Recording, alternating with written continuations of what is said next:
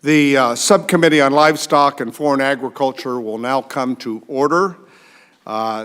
This is another one of a series of subcommittee hearings that we are holding to deal with our appropriate role in terms of our oversight, as well as to try to find ways in which we can cooperate with the administration to solve problems on behalf of our country and specifically American farmers, growers, ranchers, dairymen and women throughout the country. And this morning we're going to talk about the challenges dealing with the trade issues that the administration is engaged in as it relates to products that we all grow in international markets that we rely upon in terms of our access to those markets, and to have a level playing field to the degree that we can, and fairness in implementing changes that are necessary that I think on a bipartisan level we all agree that we have to deal with.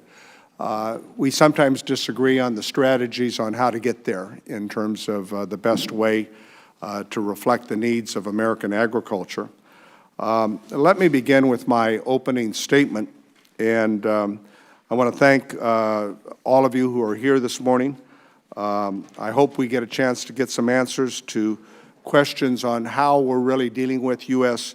agricultural trade policy and its impacts on the lives and the livelihoods of not only farmers, ranchers, and countless others who rely on American agriculture, but our farm communities, because the ripple effect in our farm communities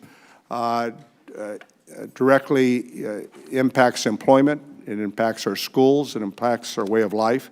And as some of you have heard me say it before, nobody does it better, I think, than the American farmer that puts food, an abundance of food of the highest quality for health purposes anywhere in the world on America's dinner table every night. So I'm going to start off by reflecting and you'll get a sense from my comments, a show that many of us grew up with as kids that I reflect upon on occasion, and that is Dragnet. Now, how many of us remember Dragnet as a kid and used to watch it? Wood Sergeant Friday used to always say, "Just the facts, ma'am." Okay, well, I'm going to talk about this morning in my opening statement just the facts as I see them. Trade is especially crucial in California, where we export over 40% of this incredible abundance of cornucopia that we produce, about $50 billion a year at the farm gate. In 2017, over $20 billion of that was reliant upon our ability to export to Mexico, to Canada, to China, to India, all around the world. We are very good at growing things. We've been blessed with an abundance of good farm country. Today, members of the subcommittee, we have a very good, distinguished group of individuals who I've worked with, and I think many of you know. We have Ambassador Greg Dowd of the Office of the U.S. Trade Representative, and we have USDA Undersecretary for Trade and Foreign Agriculture Affairs, Ted McKinney, who many of us worked with over the years. And these two gentlemen have a wealth of experience of working here on the Hill. This, as we like to say, isn't their first rodeo. We believe that these two individuals are the most directly involved in the administration's discussion on agricultural trade policy, so we're very glad that they would take the time to update the subcommittee on the challenges we face. Given the ups and downs of the trade discussion in recent months, we're all interested in, I think, where we are today and where we're going. That's what my farm country wants to talk about. We know that farm bankruptcies are the highest that they've been in a decade. After record highs in 2013, farm income is forecasted to fall below $70 billion for the third straight year. And crop prices in many areas have cratered from record highs within the last decade to generational lows. Dairy and livestock farmers are struggling. California wine exports to Europe are down 15% and down 25% to China. And the target of California-grown fruits and nuts, and we produce half the nation's fruits and vegetables and 70% of the world's almonds and 50% of the world's pistachios, is projected to cost our growers this year over $2.64 billion. That's just in the specialty crop in California for almonds, pistachios, and leafy greens. As a matter of fact, according to the USDA's Economic Research Services and Imports, agriculture goods increased by 6% between 2017 and 2018, and while exports that are all part of this trade discussion only grew at 1%. As you can see on the screen, and I've got it up there, and for members at the committee, these factors have led to the U.S. smallest agricultural trade surplus in over a decade. That's what this chart shows. And we've always enjoyed, again, because of successive administrations, a surplus in our agricultural trade. But this is the narrowest it's been since 2004 and 2006. And I think we're all concerned about that. And that's why this hearing is so important. And then there's something that none of us can control, right? It's just the nature of farming, and that's the weather. Flooding continues to ravage prime corn and soybean regions in the Midwest. Hurricanes have battered cotton and rice and specialty crop producers in the South. Drought has particular impact on livestock and row crop farmers in the southern Great Plains and throughout eastern California. And of course, we've got wildfires again. We had an abundance of snow in the mountains, and we've got a pretty good water year in California, and now we got wildfires. It seems to be either feast or famine that have taken a disproportionate toll on timber and our wine grape growers in Northern California. And so, in my view, I think the administration's trade policies, even though with the best of intentions, have made these difficult times that deal with a lot of factors that are out of our control more difficult for farmers and ranchers. I'm glad that the President has abandoned what I thought was an ill-conceived plan to put new tariffs on Mexico. I've talked with a number of our senators, Republican and Democratic alike, and they had very much concerns over the last 10 days about these proposed tariffs. But I do remain concerned about the exercise that this exercise has created in slowing down the momentum that existed after the administration agreed to lift the 232 tariffs, which I think was an important step, and Ambassador Lighthizer had indicated to many of us was part of a series of milestones that needed to be achieved to bring the USMCA, the U.S.-Canada-Mexico agreement before us. So while we made, I think, progress 2 weeks ago, I think the last week has been a step backwards. And I hope there won't be no more policy surprises as we attempt to work on a bipartisan basis to move this trade agreement forward. I'm also concerned about the lack of a resolution with the situation with China. We're eager to see our farmers and ranchers on a level playing field, not only with China, but with Japan, since our competitors are already enjoying preferential access. I'm one of those that, in my opinion, I still believe that the Trans-Pacific Partnership would have been a better strategy to deal with China's unfair trade practices, which we've been known for decades, back to the Clinton administration and the Bush administration. Every administration's had a different strategy to deal with these unfair trade practices. As a matter of fact, most of what was in TPP was a part of now what is in USMCA, and with some improvements. And I wonder whether or not at some point in time maybe we might want to consider rejoining the efforts with TPP, and I've suggested that to Ambassador Lighthizer.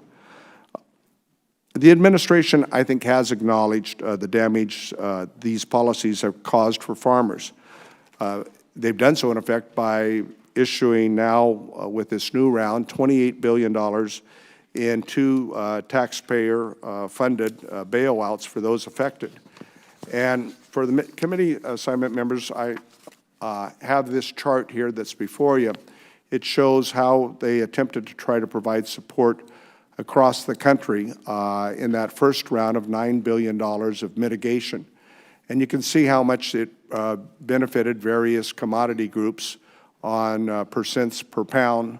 And I know the USDA is in the process of formulating how they will provide benefits in the second round.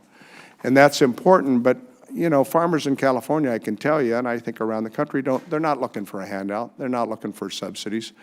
And this, in the bigger scheme of things, doesn't come close to mitigating the impacts that these on prices have had.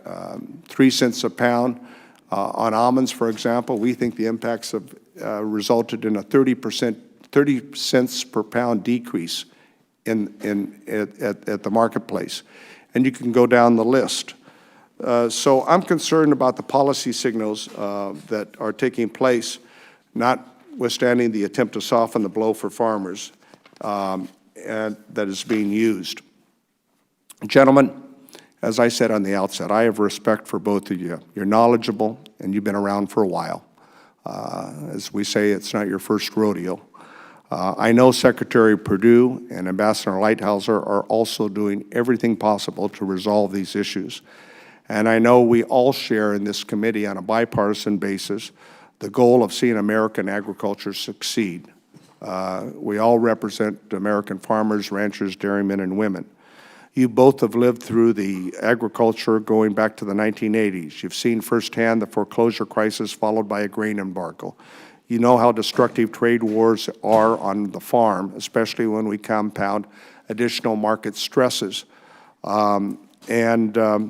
Whether we're talking about on the farm or on the boardroom, you know, we all know that there needs to be a plan in place. And so that's what we're going to be asking you here this morning. Where's the plan in place? Farmers don't operate without one, and I think it's reasonable to expect the same from this administration. Let me tell you a story about a conversation I had last year over dinner with the European Union Commissioner for Agriculture and Rural Development, Phil Hogan. And Phil Hogan and I have gotten to be friends. And he said, Jim, he says, let me tell you something. He says, we just finished our agreement with Canada. He says, we're finishing our agreement with Mexico. We're working with the Mercosur countries, and we're negotiating with Japan. And this is what the EU Ag Commissioner told me. He says, when you figure out what your trade policy is, let us know, and we'll dust off TPP and we'll get to work. And so what we're trying to figure out is what our trade policy is. I want to hear the plan for getting our agriculture trade policy back on track today. I'm not looking to point fingers or buck passing or blaming the last administration. That doesn't get the job done. The time for all that is past. We're here in a trade war now for over a year. I don't think anyone wins a trade war because I think everybody has leverage. I mean, we haven't even seen the Chinese talk about the $1 trillion in American debt that they have, or their ability to go to security markets every month. And so this tariff poker war, I think, is one in which no one wins. So the President promised 3.5 million American farmers and ranchers that he'd get them more of what they've had before and not more subsidies. We know that for China, the easiest thing for them to do is to buy more ag products. They have the market and they have the need. And clearly there are other issues at hand here that I know the trade ambassador is trying to negotiate, and that's important.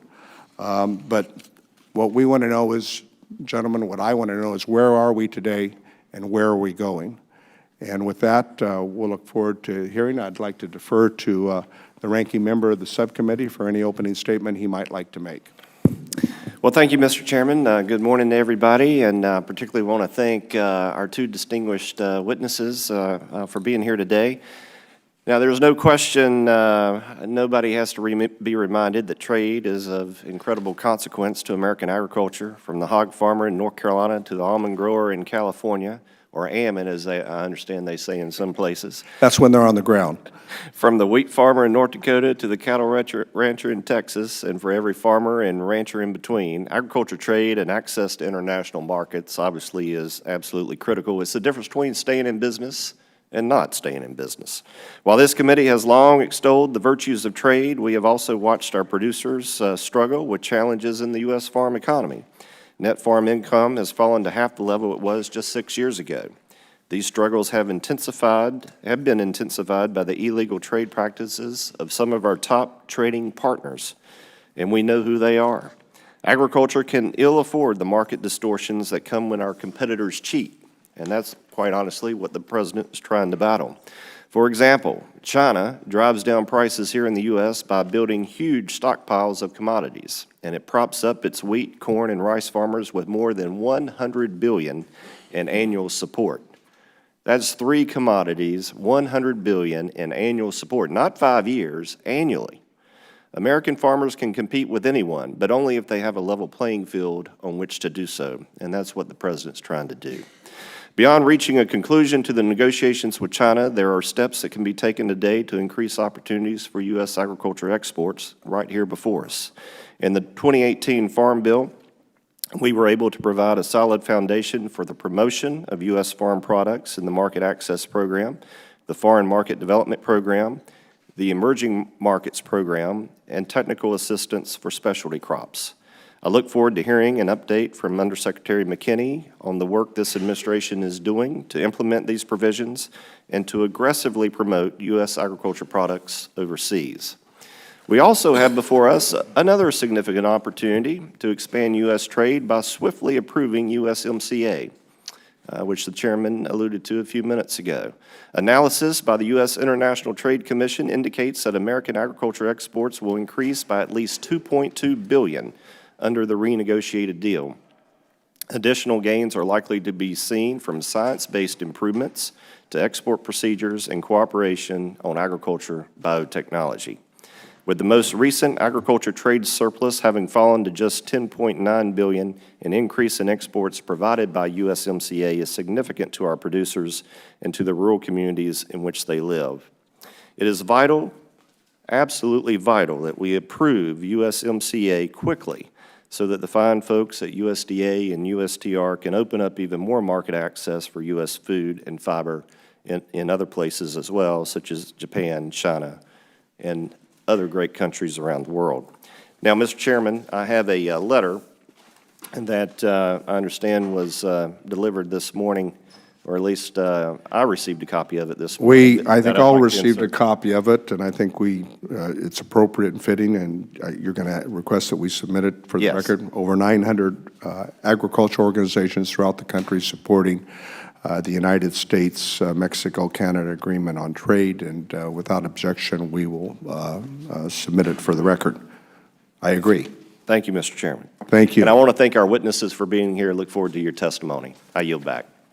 Okay, the gentleman yields back, and under the protocol and propriety of our subcommittee, the subcommittee chair will now defer to the chairman of the House Ag Committee if he wants to prepare a statement. He does not. He so passes, and so we'll recognize the ranking member of the House Agriculture Committee, former chairman, the gentleman from Texas. Well, thank you, Mr. Chairman. Thank you for having this really important hearing today. I want to thank both of our witnesses for all the hard work they've done on behalf of producers and farmers and ranchers across this country over your tenure. Thank you for that. Ambassador Dowd, it is never easy to stand up to a bully, and I appreciate your efforts to get that, to stand up to China, Xi Jinping, and the cheating that they've done, the nefarious activity. I, for one, don't believe that Xi Jinping and China will suddenly have some sort of a come-to-Jesus moment where they will abandon stealing our intellectual property, where they abandon all the nefarious activities they've been doing simply because we out-nice them and going forward. So standing up to bullies is hard and difficult. The president recognizes that. That's why these market facilitation payments and other issues are going on to try to help somewhat offset the impact it's had on China's illegal retaliation pointed at our farmers and ranchers, because I think China believes that they're a good part of President Trump's base. And so thank you for the trade deals you're doing. The USMCA is a good agreement. The ag processes, the ag part of that is certainly good, expanding those markets. Secretary McKinney, thank you for burning up the airways and running all over the world, trying to put to good use the money that we put in the 18 Farm Bill, as well as the additional money that's come forward in this market facilitation payments. I know that you're shepherding those dollars well and trying to open new markets and sell American products across this country. But speaking of the USMCA, The people I talked to back home were worried that partisan politics will scuttle the effort to get this done. I'm begging my colleagues on the other side of the aisle, if in fact you do support USMCA, that you work with your leadership to get this process moving, that get Speaker Pelosi to move forward with what she needs to get done, make her decisions to go forward. Trade deals are never easy, but if it stays on high center because the Speaker doesn't bring it forward, doesn't make the necessary agreements with the White House, then it will scuttle it. And I think you can lay blame to partisan politics. And shame on us if that's how we wind up not letting the USMCA be ratified. The sooner we get that done, the better. That's exactly what our folks back home tell me, is that they're standing behind the president, but it is also painful. And they want to get this process of all these trade negotiations done and done quickly. So again, thank you, Mr. Chairman, for having this hearing, and thank both of you gentlemen for your work and your staff behind you. The unsung heroes of making sure you guys look real good, and they do a good job of it. So thank you for that. I yield back. Well, the gentleman yields back, and I thank him for his comments. I think many of us have had a history of working on a bipartisan basis on trade agreements as well as farm bills and a host of other efforts. And I know that Ambassador Lighthouser, as well as Secretary Perdue, has been working with the leadership on the House side to try to work out the differences on this. And it takes everybody to sit down at the table, and as I said earlier, not to point fingers and engage in partisan politics. I agree, but that requires discipline on both sides. Recognizing that, the chair would like to request that members submit their opening statements for the record so the witnesses may begin their testimony and ensure that we have ample time for questions.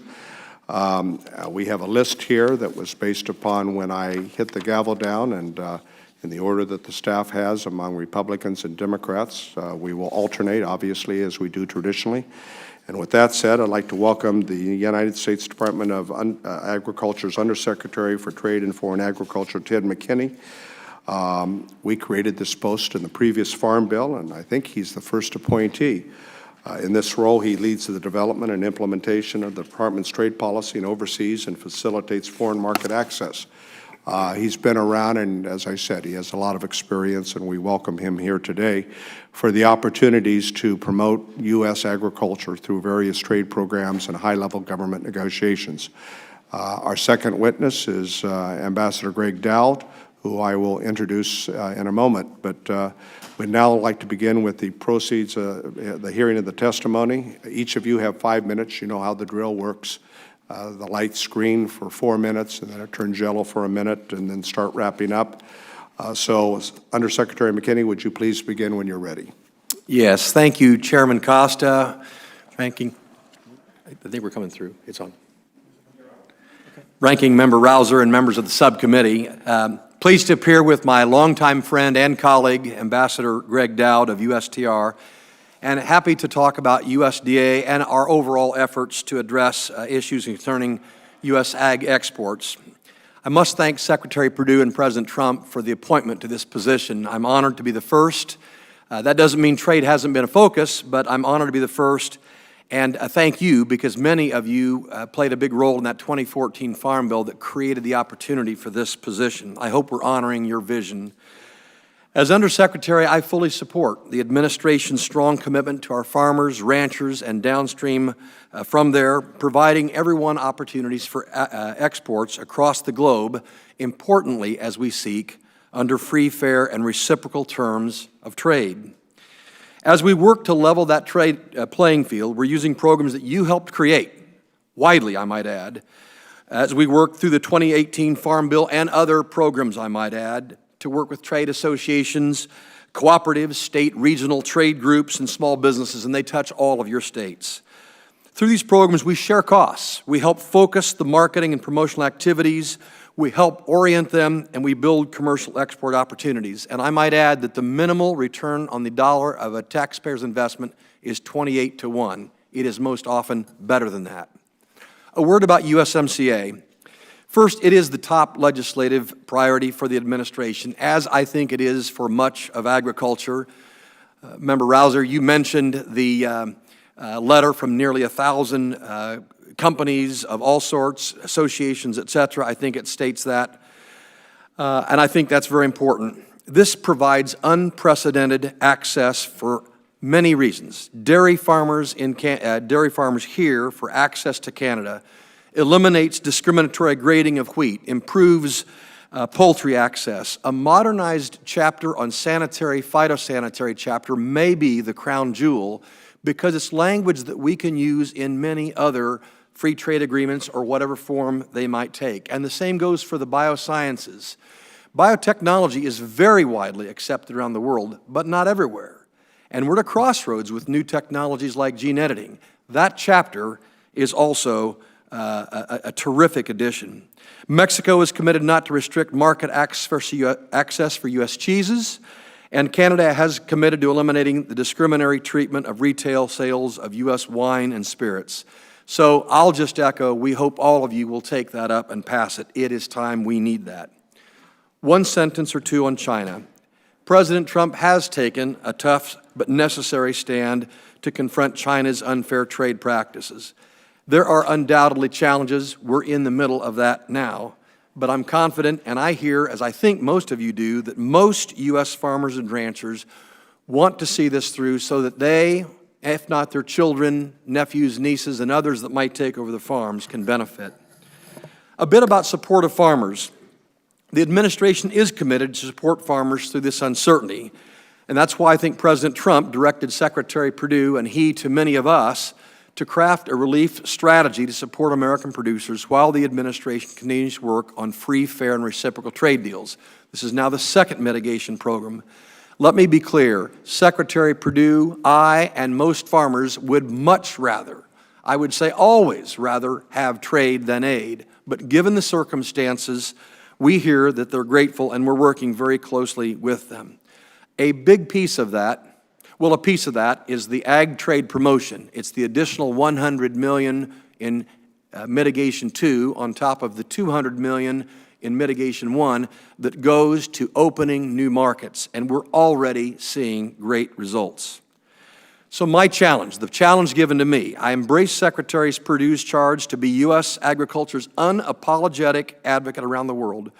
My most important role is building personal and trusted relationships. In my confirmation hearing, I shared that I wanted to be the happy warrior, and I hope that I am. Warrior in the sense that the cause is just, it's difficult. Happy in that we have to build trust, understanding, and progress. In fact, I just returned from a trade mission last week to Colombia. By the way, the Colombia Free Trade Agreement with the U.S. is working marvelously. That doesn't mean there's not always issues.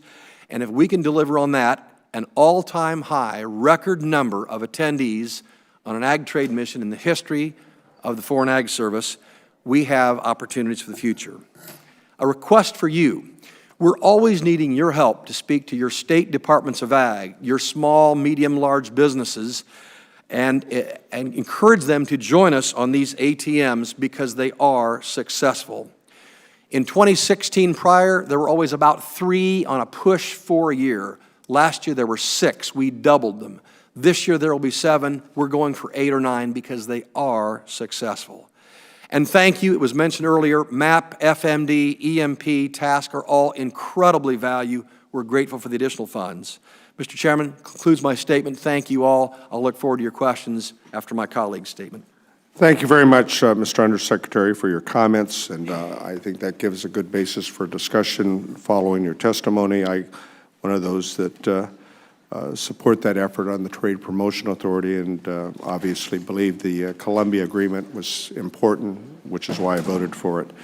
We now have our second witness, Ambassador Greg Dowd, who serves as the Chief Agricultural Negotiator in the Office of Trade Representative, Ambassador Lighthouser, who's had numerous conversations and I must give him high marks for his efforts on the Hill over the last 3 months in working members on a bipartisan basis to try to answer questions and deal with issues that we all have with regards to not only the U.S.-Mexico-Canada trade agreement, but also this vexing challenges we have with China and other countries. So with that said, Ambassador Dowd, we welcome you here today and we look forward to your testimony. Thank you, Chairman Costa, Ranking Member Rouser, and other distinguished committee members. I want to thank you for the opportunity to testify today on President Trump's agricultural trade policy agenda.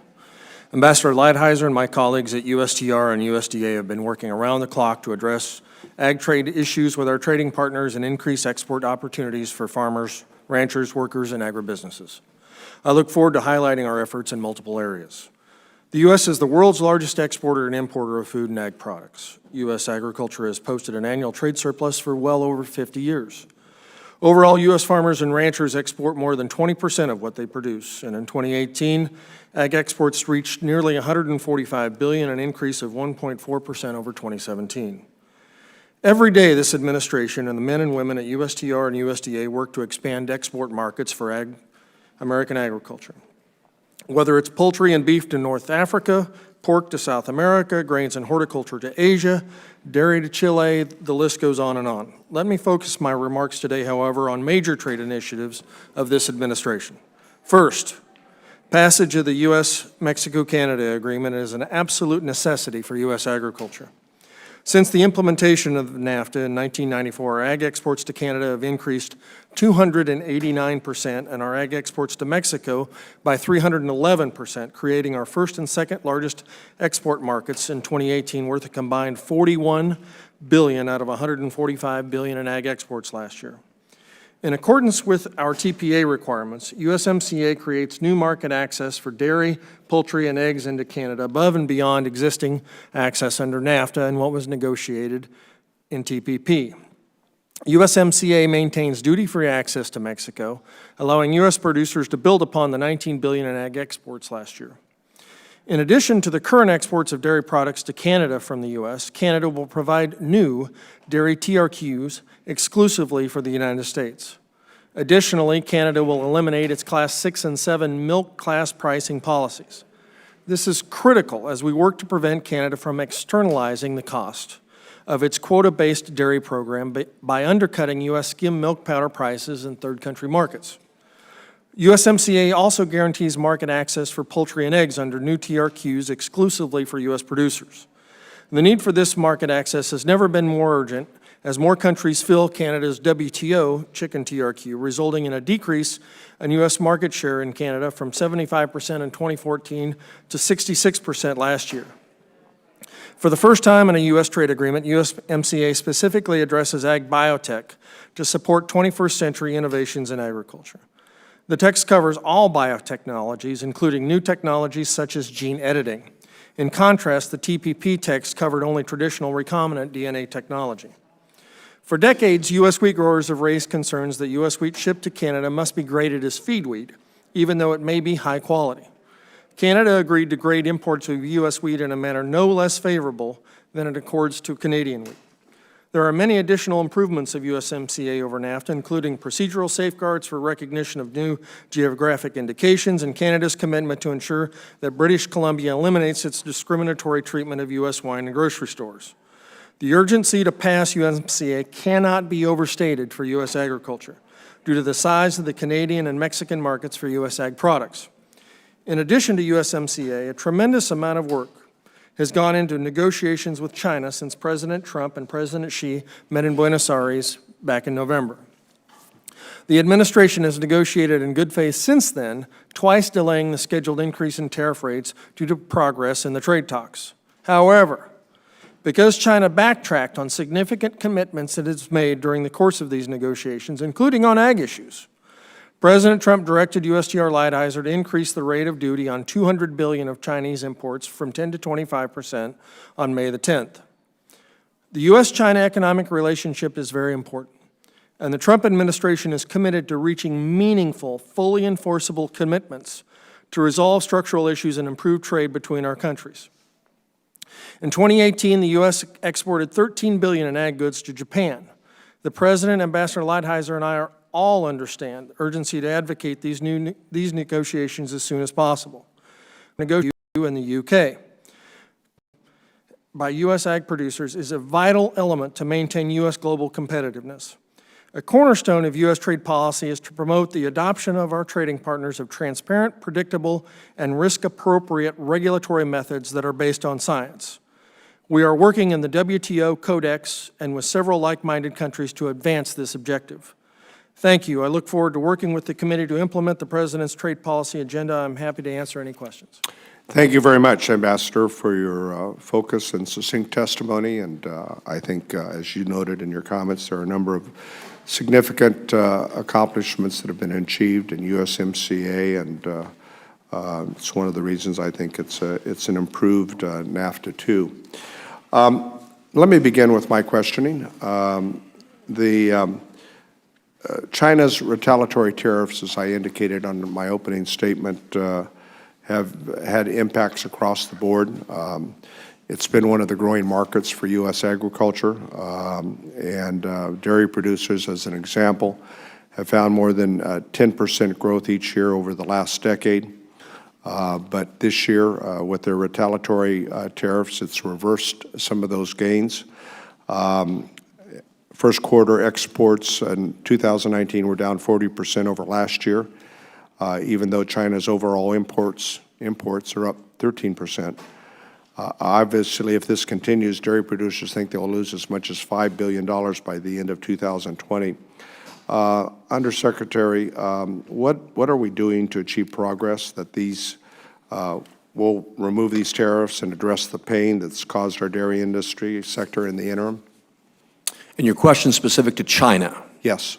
Well, clearly, we're in a discussion with China. I would say that Ambassador Dowd and I and our teams were having great progress as we talked with China, including many of the commodity and the products that you referenced.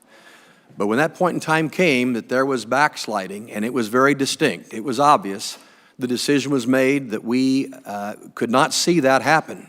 And I might add that we were not seeking things that were so out of line that they weren't being treated with same accord to other countries. China was providing access to other countries. We were seeking same, similar.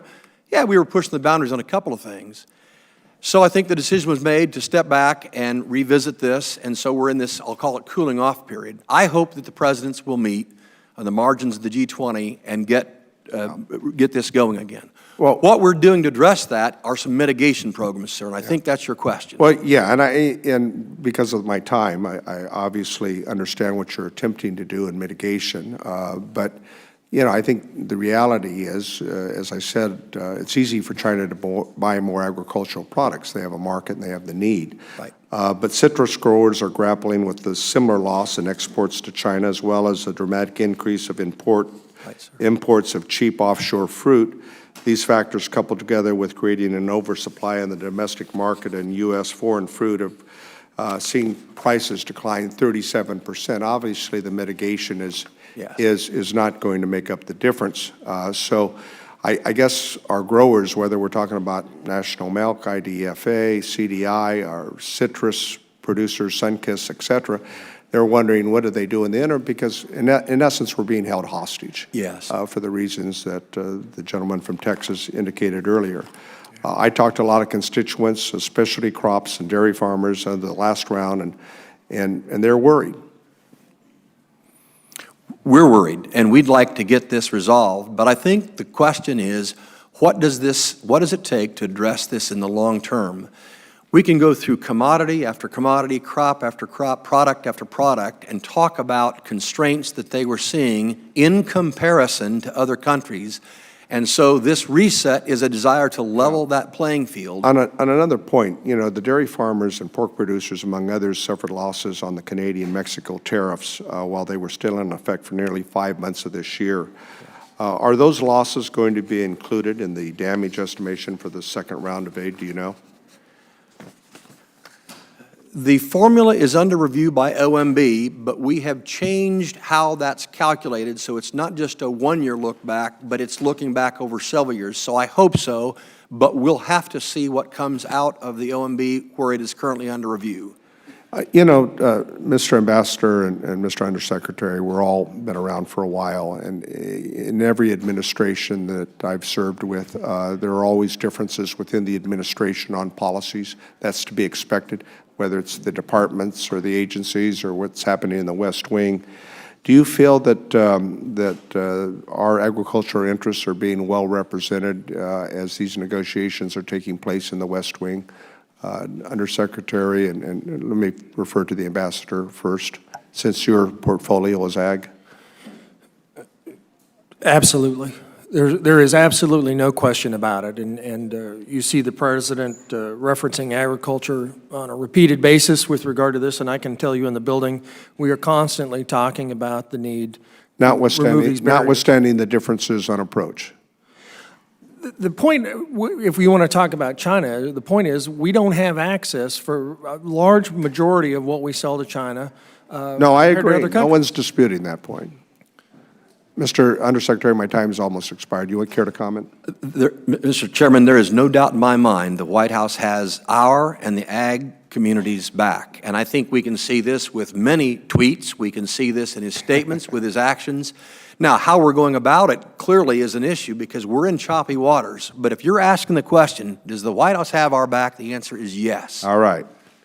I will defer under protocol to our ranking member for questions. All right, well, thank you. Because, well, you know, we try to follow protocol here, and Mr. Peterson obviously would have taken the lead if he were here, but we'll defer to you. Thank you, Mr. Gentleman from Texas. I appreciate it, Mr. Chairman. Thank you very much. The chairman and I, as others, just came from celebrating and memorializing the D-Day efforts in France, and while there, Mr. McKinney, we met your ag rep, one Kate Snipes, and she couldn't have been more energetic on peddling U.S. wine and other products to the French, and so she's representing you fellows really, really well. Could you both of us talk to us about the consequences of not getting USMCA done?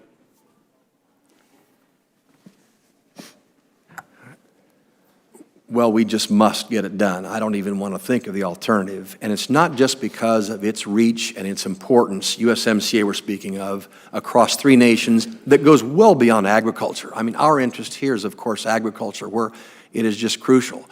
The message to the world and to those other many, many, many countries that we want to do some sort of an agreement with would be disastrous. So our hope, that's why we're here in support of USMCA. It's why we're happy to answer and provide any information that would be of assistance to any or all of you.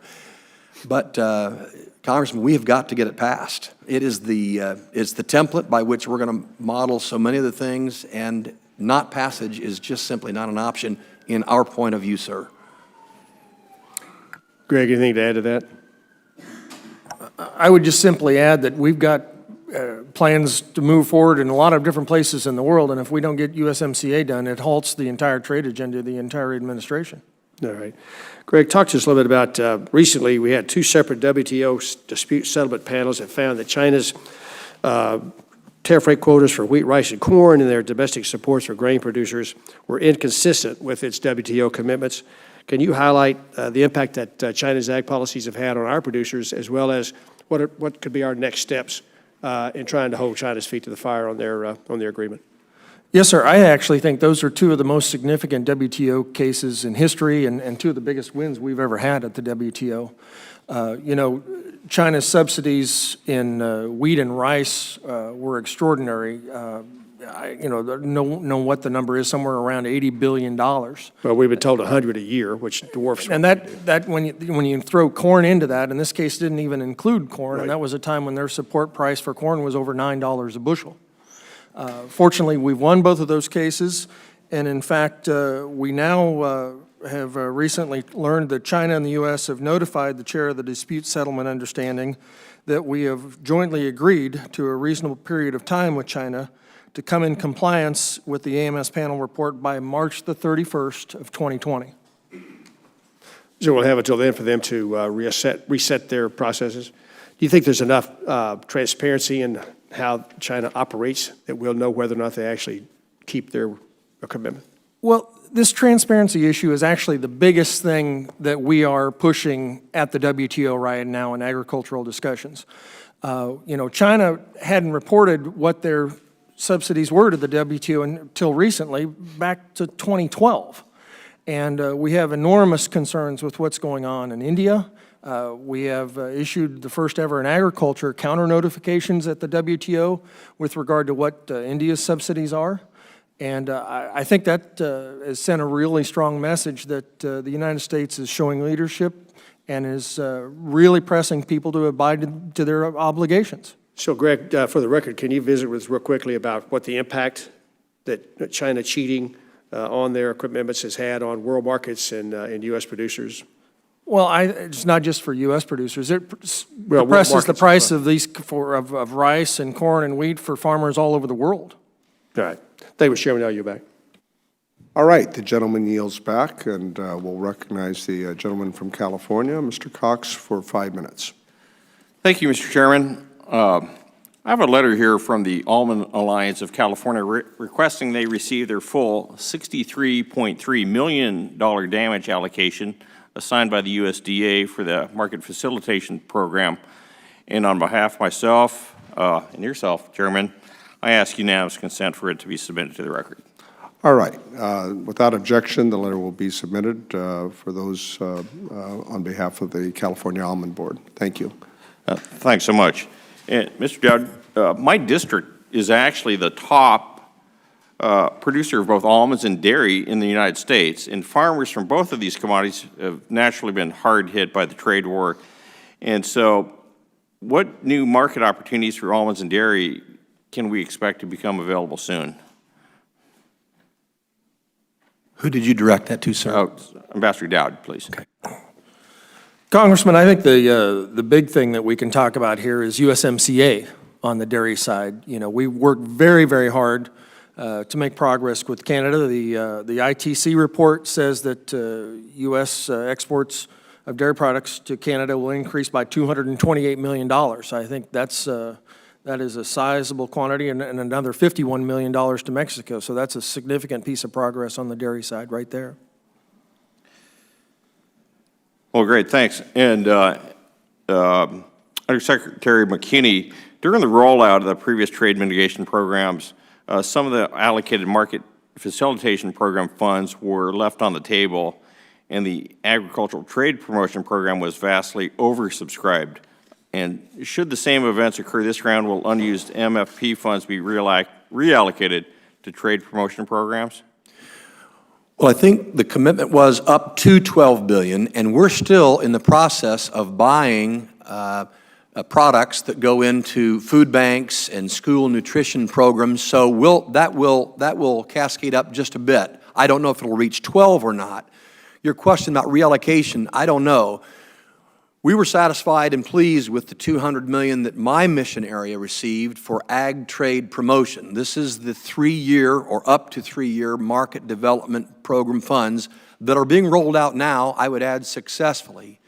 We were delighted that here under Mitigation Round 2, we'll receive another $100 million. Now let me put this in perspective. French wines in Europe have more than $200 million in support. Our total MAP program monies each year is at 200. Not a complaint. We're grateful for what we have, but it gives an illustration of the opportunity we have with this surge capacity, this ag trade promotion, and we're putting that to good use. Now, to your earlier question, I want you to know that I suspect, I'd have to go back and check calendar, but I suspect we have more visits with the almond folks and the dairy folks than any other group of commodities across the board, and happy to do it. They're always insightful, and we're continuing to work with them on ATP and so many other things. I'll add one other thing, because it's worth noting.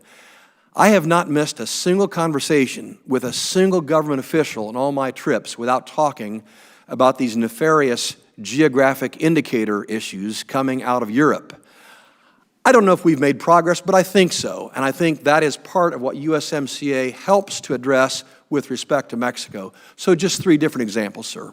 Well, thanks so much. And, you know, when Secretary Perdue was here last time, he said that the USDA was, quote, taking the lead in getting back to markets that ag producers here have lost due to the trade wars. And can you give us just a bit of a status update as to what you're doing to actually accomplish that task? Yes. Let me say it's always with our colleagues with USTR, and proud to do that. But yes, 2 or 3 illustrations. 2016 and prior, the norm of USDA was to have about 3 large ag trade mission visits per year in some part of the world. Last year, we doubled that to 6. This year, despite the shutdown where we had to postpone 2, we will deliver on 7, and next year we're looking to do 8 or more. That doesn't include the bilaterals where I or Greg and I, as we have done a couple times, go in and out on a more quick basis where we speak to government officials. I'll add to you, and I mentioned in my opening comments, MAP, FMD, EMP, task programs, all being utilized, in a couple places underutilized. The market samples program, the emerging markets program, we want to encourage, and we are, people to dive into those a bit more because some funds are being left. Not a lot, but some, and we want to be fully utilizing them. The last thing I'll say is that the creation of this position allows us to be more nimble. I've got a bigger team. We've got people at post in the embassies in 93 areas. They are terrific people, and so to go in and out as we have been, I've been about 17 countries, 350,000 to 400,000 miles into my million-mile quest, and all of those do result because there is nothing better than simply showing up. It's true. You build trust, you build relationships, you resolve problems, and so these are just a few of the things we're doing, sir, but I would say specific to this group, it's the use of all your terrific programs. The gentleman's time has expired. Thanks so much. And the chair will now recognize the ranking member of the subcommittee, Congressmember Rouser from North Carolina. Thank you, Mr. Chairman. Again, greatly appreciate our two witnesses being here today. I want to focus in on the EU here for a minute. The administration, and I was pleased to see this, included comprehensive market access for agriculture in its negotiating objectives for a trade agreement with the EU. And of course, as you know, the EU has also recently announced its list of products for retaliation in the WTO's civil aircraft dispute. And that list includes many ag products, among them one of our big products in North Carolina, sweet potatoes. And what have been some of the difficulties for the U.S. when dealing with European agriculture that you intend to address during these market access negotiations? And to add to that, can you commit to continuing to work on ways to address these retaliatory tariffs and particularly our sweet potato issue? Either one of you. I appreciate that question, and overall, with regard to agriculture, we struggle with the EU across the board in terms of their acceptance of our use, predominantly of technology, to grow food. That manifests itself in the fact that we have a $15 billion trade deficit with the EU just in agriculture alone, which is extraordinary. The EU across the board always comes up with a reason not to take our agricultural products. And sweet potatoes is just a great example where they've changed the MRL on fungicide and for all intents and purposes locked us out of the market. And I just want to give a shout out here to Undersecretary McKinney in terms of the work that he has done at the Codex to work on MRLs and everybody at USDA and USTR. The EU is actively undermining our efforts at the Codex, and Undersecretary McKinney is taking them head on in that regard. Mr. Undersecretary, you want to add to that? We've met with your sweet potato growers, love them. My wife and I are fans, so count us in. I think Ambassador Dowd said it like it is. The EU has been very, very difficult. I think the precautionary principle has a stranglehold on the area, and we're seeing it manifested in crop after crop, livestock and poultry, all of it. My only hope is that the settlement, the case will get resolved amicably. They'll realize that the WTO has made the determination, not the U.S., and that we will not get to the point that there is retaliation. And we're a ways off on that, so we're hopeful that that will get resolved. But I think it points to the larger issues that we're facing with our friends across the water. You know, these non-tariff trade barriers, it's been my observation in life that if you don't want something, one excuse is just as good as another. And therein, that's case in point what we're dealing with the EU, but also with Asia too. It seems to me we need to have some type of comprehensive strategy to deal with these non-tariff trade barriers. I'm not smart enough to tell you what it is. Perhaps no one else is either, but have you given any long-term thought to this and how to deal with it? Just a couple, and really it comes through each and every trade negotiation, each and every interface. We talk SPS issues on every single one of my visits. And sometimes we are successful. Sometimes we're successful, sometimes it's a bit more difficult, but it is a full court press. It's a leave no stone unturned kind of strategy. But I will say, I think we are making some progress. It may not seem like that now because we have so many larger countries where we're having some issues, and we'll have to work through those. But I'll tell you what, back to showing up, we can work that. I will not name the country because I don't want to embarrass them, but I was at a country, notified Ambassador Dowd immediately. We tag teamed the next week, and I think we're seeing great resolve. And ironically, that involved fruit from partly your state and partly our friends in California. This country was just flat denying fruit, and it was beyond the pale. So these are the things that we're trying to do.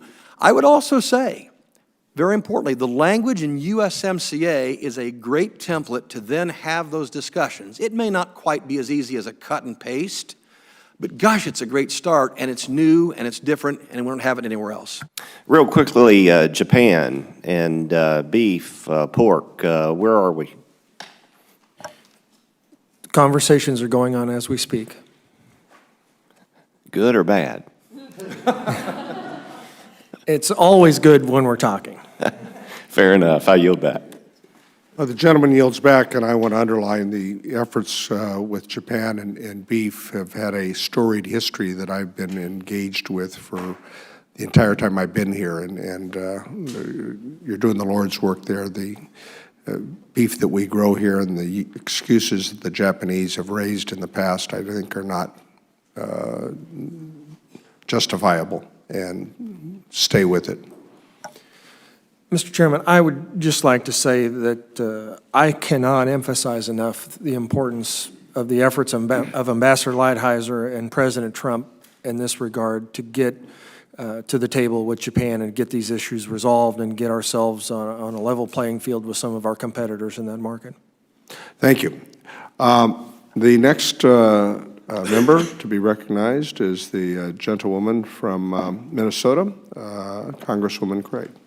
Thank you, Mr. Chairman, and thanks to both of you for being here today. I have a lot of questions for this panel, so I'm going to hop right to it. Over the weekend, the President tweeted that Mexico would begin purchases of U.S. agriculture products.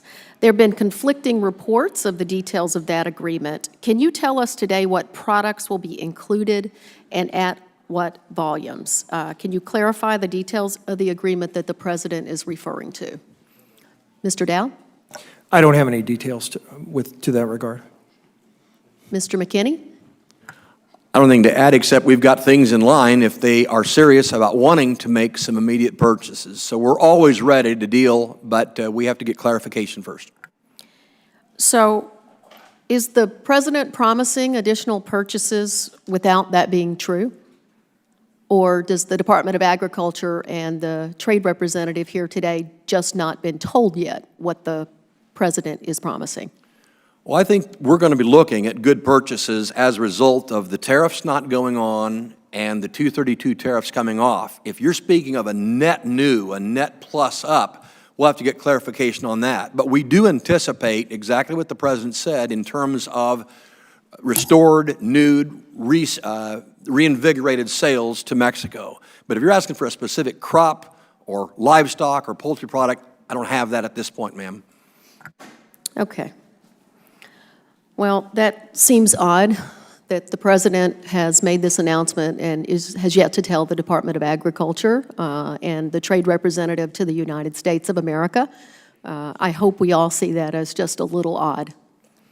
In terms of China, I did a lot of work with China in the private sector in my prior life, but every day that passes without a deal, we're losing our competitive advantage to Brazil, Australia, and others who want to take over that market share we're losing. Looking down the road, what can our producers realistically expect in terms of reopening market access? Do you think you can make up enough access in other markets, or do you see those markets opening back up to us anytime soon? I want to describe our situation with China a little bit because I think it's very important. Yeah, we do sell a lot of soybeans to China. But in the case of poultry, we haven't had an access and haven't sold China a pound of poultry since 2015 due to high-path avian influenza. We now sell China a thimbleful of beef after being blocked out of the market due to BSE for 15 years. We have Codex MRL issues with pork and ractopamine. We can't sell them pet food. Rice, dairy, animal feed, seafood, potatoes, nectarines, blueberries, barley, alfalfa, almond meal, Timothy hay. We don't have access. And in fact, my biggest frustration, and we've spent hours with China talking about this, is in terms of biotech approvals.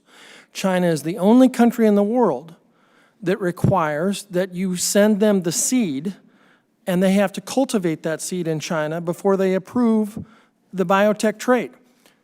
We know what happens once that happens. This is a frustration, and we've had Ted and I, an enormous team at USDA and USTR, have spent hours and hours and hours with China trying to resolve these structural non-tariff trade barriers. Ambassador Dowd, in your written testimony, you also note that USTR is currently establishing a process to exclude certain importers from Chinese tariffs. At a briefing last week, USTR told my staff that action could require at least 50 additional employees to sort through the thousands of likely exclusion applications, and that they hoped they would be able to receive detailees from the USDA to fill some of those positions. Undersecretary McKinney also testified at length about the work going into the second round of market facilitation payments. So you're both talking about taking resources away from the core function of your agencies, implementing the Farm Bill at USDA and negotiating and enforcing trade agreements at USTR in order to offset the damage done by the president's trade policies, all while farmers and ranchers are waiting for real help. I would be grateful if you would follow up with a written response on the work hours spent to provide exclusions from tariffs and creating market facilitation payments, and how many hours of productivity dedicated to your regular mission you may have lost. And I appreciate both of you being here today, and Mr. Chairman, I yield back the remainder of my time.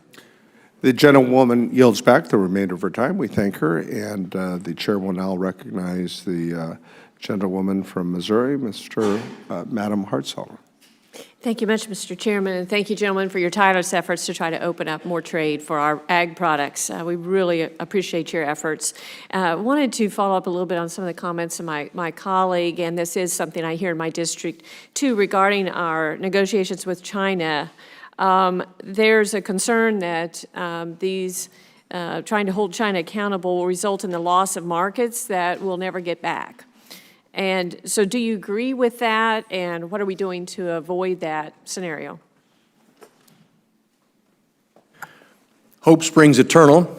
I continue to hope that the two presidents will meet on the margins of the G20. There's no doubt that the U.S. is very important to China, and there's no doubt that China is very important to us. So I'm not ready to go there yet, notably because we have had over 21 different sessions, very positive discussions. Didn't get exactly where we wanted to go. We're in a cooling off period here. We hope we get back to that table because I think each country needs the other, and I think the world needs for this to happen. So I'm not going to go there yet on suggesting this is lost. I think we can get back to business. Anything you want to add, Ambassador Dowd, as far as other markets coming in? Well, I would simply point out that, China's importing apparatus is a state trading enterprise. And the fact that they have a unique ability to turn that switch on and off as they see fit. And part of this discussion, we've worked hard to try to maintain our ability to sell to the private sector in China as well. Great. So I just met with several of my farmers last week, viewing some of the flood damage and the flooding that's going on. And as you know, many farmers are not able to even get in any crops in the Midwest because of the flooding. And I had some questions. I know this isn't your exact area, but on the market facilitation program, I wondered if you could help out. We just have some practical questions. Of this first tranche of 14, I see that we've got $14.5 billion that's going to be made in direct payments. How much of that is going to be in the first tranche? I think they said something, they're dividing that up because we hope for changes Sure. in policy. So let me start there. Sure. I don't know that they've got an exact amount, but I think the first tranche will be heavier because of the immediate need. Okay. Beyond that, it's at the OMB. I am disallowed by law from getting the specifics. I'm sorry, but as those comes out, we'll let you know that. But I want you to know that they're very sensitive to the whole additional complication of the flooding and the consistent rains. Great, and you'll probably answer the same way on these others, but when will we know the county rates for the MFP? Don't know. In OMB. Okay. Farmers last week were trying to make a decision between taking prevent plant and wondering about if they should try to hope that the water gets off and they'll be able to plant something so that they get the market facilitation program payment, because that's only going to be on planted acres. Yes. And the date was Monday to take prevent plant from the FSA, Yes. and the date is Friday for RMA. Yes. And I know there was going to be some discussion about aligning those dates. Are you aware if those dates have been done yet? I can't answer the specific question. I can say that last night, 6:30 or 7, the Secretary issued a statement that tries to clarify at least a little bit without disobeying the law. Basically, what that was is to try to encourage farmers again to make the decision based on their own right, best farm, soils, conditions, et cetera. And I think it was basically a statement that says the $3 billion that you all passed on disaster payments and the $16 billion, 14.5 would be market facilitation, we're going to maximize as best as we can, as the law allows, to address these kinds of things. So that's coming as quickly as we can, ma'am, and we've got the farmer at heart. We understand that these are different dynamics, all sort of piling on each other, and we want to try to make it as flexible, but also, ma'am, as easy as possible. We got good feedback from Mitigation 1 that it was a fairly simple program. Not perfect, but a fairly simple program, so we want to try to keep it in that vein, ma'am. Thank you. Okay, well, I'll follow up on that, but appreciate your efforts traveling around the world like you are. I wanted to focus on what you've been doing with the $200 million last year and the $100 million. You've already talked about that a little bit. You've talked about how you're seeing great results. I took some of the notes from your earlier questions, talked about the number of trips, 3 last year. Or you took 6 last year compared to normally 3. Hope to have 7 this year, 8 next year. You talked about emerging market funds. They're not all being used, and that's, you called on us to maybe reach out to people back home and let them know those funds are available. You've had a trip to Colombia. Can you just expound some more on some of your successes that you're seeing with your programs, not just trips, but actually results and new markets opening up? Yes, I'll try to do that, and I'll use different examples. Last year, we took a trip to Guatemala, Honduras, and El Salvador, which we know are sending a lot of people up to our southern border. And so I went in thinking, okay, no stone unturned. I've been saying it. We're going to go down here and see what we can do. The sales from that, now validated more than 12 months later, set the all-time high record of an ag trade mission in the history of the Foreign Ag Service. I am still in disbelief. Now, that's no disrespect to those people, but it makes a statement that, though that's not a China, Canada, Mexico, Japan market, probably never will be, it does say that there's business out there if we go knock on the door, develop friendships and respect. So this is the kind of thing we try to repeat. Now, to be sure, we're never going to get to the point in one visit like we have over time. But I hearken back. I'm a history buff. I'm a World War II history buff. Look where the Southeast Asia region, notably Japan, was at the point in time of the end of World War II. Look where Germany and much of Europe was. They are now terrific trading partners. We're working through some issues, to be sure, but terrific trading partners, and that's what we are seeking to do. So more than half of the ag trade missions every year will be to these not developing markets in the world sense of third world, but markets we know, but we just haven't had the funding, the energy, the resources to go work on, and that's what we're doing. All of these trade missions and the bilaterals also get into government to government. Oh my gosh, are there benefits there? Again, I'm not going to cite the country because I don't want to embarrass them because we're making progress. But Ambassador Dowd and I teamed up on one. It was a great USDA, USTR, USDA teamwork where we're now seeing access that we had not seen for years. I mean, they were thumbing their nose to our face. It was amazing, the rejections.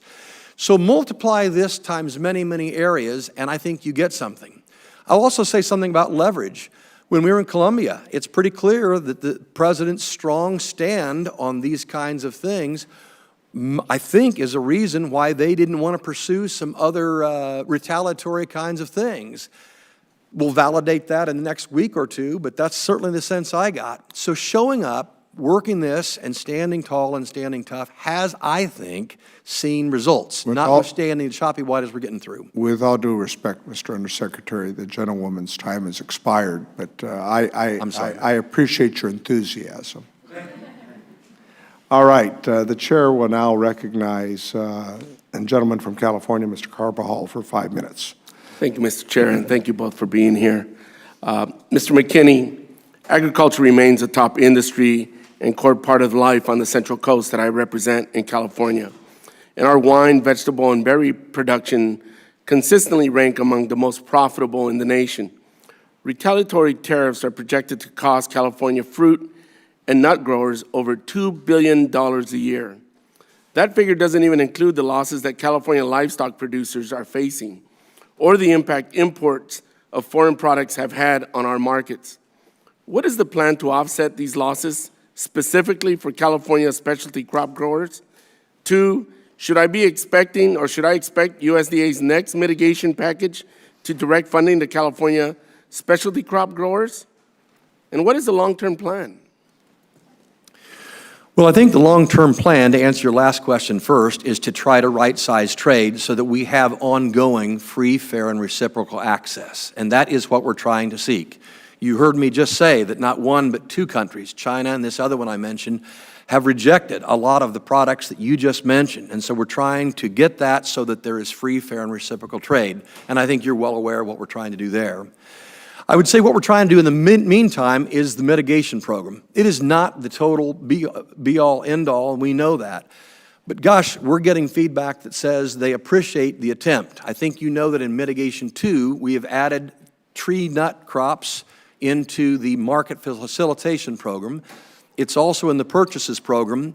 And in my program of the Ag Trade Promotion, the fruit, vegetable, nut crops got a great percentage of the funds so that we can go work on new markets. So those are some of the things that we're trying to do. Longer term, it's clearly open new markets, and that's where we are seeing some success. In Colombia, I brought along one of your colleagues from the Central Valley, and he pulled me aside at the reception. He said, thank you for bringing me here. They had enormously successful visits. I've learned later that they did consummate some sales, and so it does not replace the size of some of these markets immediately. But we do hope that in time it will, and that's some of the feedback we get. So it's a multi-pronged approach, sir. So when we consider mitigating funds for a lot of these losses throughout the country, I do hope that California continues to be at the forefront to get its fair share, which oftentimes doesn't seem to be the case. Yeah, well, understand. And let me just say something. We have heard some say that there should be more fruits into the market facilitation program.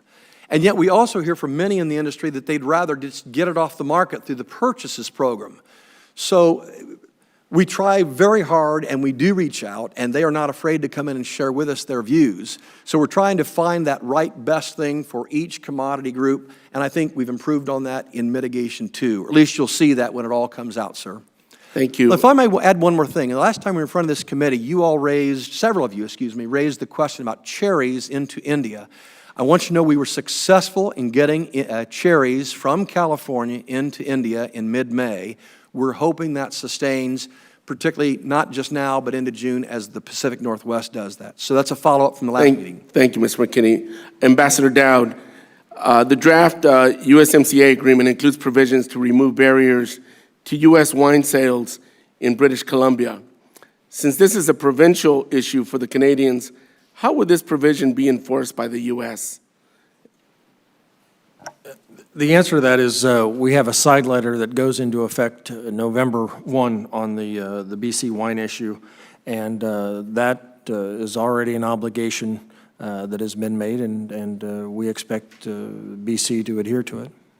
Thank you. I know there's other barriers to wine sales with Canada. What other efforts are USDA or USTR undertaking to better open this market, which is essential to the Central Coast vintners that I represent? Yeah, there is one other wine issue that we're still working on, and in fact, we're raising that multilaterally at the WTO. We've still got some work to do on that, I believe, in Ontario. Can you touch what that issue is, or? I can't think of all the details of it right now, but it's an issue where we don't have access. I think it's pretty complicated with regard to how they allow the marketing of our wine up there in Ontario. Great. I'd appreciate it if you could keep my office apprised of those efforts. We definitely will. Thank you so much. Happy to do so. Mr. Chairman, I yield back. Yeah, if the gentleman would yield for a moment. Mr. Ambassador, you've talked about a lot of interaction with the WTO in your testimony and answers to questions. How would you describe your efforts with the WTO? It might surprise you to know that we're having a lot of conversations right now about the best way to move forward at the WTO. I think what we're doing with regard to India and counter notifications is important. The two WTO cases that we won with China are important. Those are the two countries that we're focusing on here to help people understand that we have got a lot of work to do in terms of transparency, in terms of helping countries understand that the expectation in the United States is to fulfill their commitments. So do you think it's been successful? I think we've seen definite progress in helping people understand that the U.S. isn't the bad guy all the time. Is it there are a true lot that of we've challenges won around over the world. 80% of the cases before the WTO? What's that? Is it true that we've been successful in over 80% of the cases with the WTO? I think that is accurate, and I think we are actively looking at where we can pursue additional cases. Well, I think that's good. The gentleman will now, the chair will now recognize our next member, and that is Mr. Hagedorn from Minnesota, Thank you, Mr. Chairman. Appreciate you holding this hearing. the great state of Minnesota. Thank you. Yes, it is. We invite you up anytime. Ambassador, Undersecretary, nice to see you again. We've had conversations in the past about these issues. And my message to you and to anyone in the administration, including the President, Secretary, I've spoken to them personally, is that we appreciate the work that you're trying to do here to expand our markets, to drive down barriers. It's critically important to our farmers. They really would like to see progress across the board. We understand that China's a tough customer, but you know, sometimes we have to deal with what's at hand, and I think what's at hand right now, as we've heard, 900 ag groups across the country say, we need this United States-Mexico-Canada agreement. It's critically important. I hear that in Minnesota, not just in our southern Minnesota district, but all across. All the ag groups say the same thing. We need to get this done. The president of our Farm Bureau, Kevin Papp, is here today. He's delivered that message personally. Heck, he's here today to deliver it again. And I tell you, we put together a letter I did with Congressman Emmer and Congressman Stauber recently, and we sent it to the president and to the speaker. We said we support the agreement. It's going to be great for Minnesota, not just for agriculture, but mining, manufacturing, medical, on it goes. And that we need an expeditious vote. And if we can't get this agreement through and build momentum, then how do we expect to accomplish anything with China, Japan, the EU, and others? So we appreciate what you're doing. Our message is keep working hard. Let's get those agreements and knock down the barriers and make that happen. Now, you've been doing some work recently in Colombia. That's great. I think we're trying to expand Turkey into places like Colombia and Thailand. We're working very hard. You're doing a good job with Japan. I know your beef has been actually trying to do more with pork. We appreciate that. But one country that kind of stands out to me is Taiwan. We do a lot for them. I'm a big supporter of Taiwan and relations that we have with them. The United States is very generous when it comes to helping them defend their country, but they won't purchase our pork products. And I happen to represent a district, I think, second largest pork producer in the country, maybe after Mr. Rausser's #1 over there. What can we do to expand our markets to that country? You know, that's a topic that we talk about quite often in our office, and how do we engage with Taiwan in a proactive and productive manner. I believe there is a conversation going on here this week on that topic, and we continue to have those conversations all the time. We really need to work with Taiwan on the ractopamine issue, and it's a longstanding issue that we will continue to engage on. A lot of our farmers, though, are in compliance with what they're looking for, and yet we still don't have access to their markets. So, again, whatever you can do to keep pushing that, and our office would be a resource to you, whatever we can do to help out. Now, I am for free trade, open trade, reciprocal trade, whatever you want to call it, but when the other side cheats or does things to undercut U.S. interests in our companies and agribusinesses, that's not right. Recently, I testified on behalf of a company from our district, Cambridge, that make fine quartz products. And the Chinese have been dumping into America, trying to put them out of business. I think, at that point, we have to step up and make sure that the Chinese are penalized for that. Similarly, a company that just purchased Swine, CJ America, they have a product, a feed additive, that they're having troubles with because China is now dumping into the United States. Are you aware of that, and what types of work are you doing to try to minimize that or to even the playing field? We, Undersecretary McKinney and myself and ourselves, we've really worked on the offensive side of the ball with regard to China. I would appreciate working with you on this issue of imports coming in from China to learn more about it and work with you to see what we can do to help. We'll make this letter available to you. And Mr. Chairman, may I submit my letter that we sent to the President? Without objection, we'll submit the letter for the record with unanimous consent. If I could just add one thing, without getting into great depth, feed additives was one topic that included a lot of time in our discussions with China, and that was really their approval of our feed additives. So I too would like to see the specific letter. I'm not sure, maybe we know about it, we may not, but I want you to know that was one that got a lot of attention in the discussions. Thank you. With that, I yield back, Mr. Chairman. Thank you. All right, the gentleman yields back the balance of his time. The chair will now recognize the gentleman from California, Mr. Harder, for 5 minutes. Thank you, Mr. Chairman. And thank you, Undersecretary McKinney and Ambassador Dowd, for your testimony. I appreciate your knowledge on the state of trade for all the agricultural products and markets in the U.S. and across the globe. As you both mentioned in your opening statements, trade with Japan is a high priority for this administration, and it's vitally important for our farmers. And I think developing a trade agreement that generates new market opportunities is critical, but I also want to make sure we don't lose sight of our current sales and what we're actually doing to increase those. Many of my constituents see other countries who have made agreements with TPP countries gaining advantage of multilateral trade economies. And I want to make sure that the U.S. is not facing economic disadvantages in such a trade deal. I've been notified on numerous occasions about the difficulties of some of my tree nut growers and processors are having in their trade with Japan. As you might recall, in the roundtable that we sat on just a couple months ago, when I saw you, Mr. McKinney, I brought up the topic of tree nut trade with Japan, and I'm still awaiting a response on this matter. Could you or Mr. Dowd please address the concerns highlighted by the tree nut industry when it comes to sampling and rejections at the Japanese ports of entry? More familiar with the issues we're facing in the EU, but it might be the same, so let me address that, because I think you're very capable, nut industry and others are working on this. Right now, I think it deals with very low, sometimes infinitesimally low levels of aflatoxin. And some countries choose to go with a lower level than Codex, and that is their right, which is why we continue to try to promote the use of the Codex MRL, which is already a very, very safe and low standard. So I'll have to look into the specifics again, and I'm sorry if we didn't get back to you on a response. We're usually very good at doing that within a 30-day period. So if we missed that, I'll take that on myself and get back to you.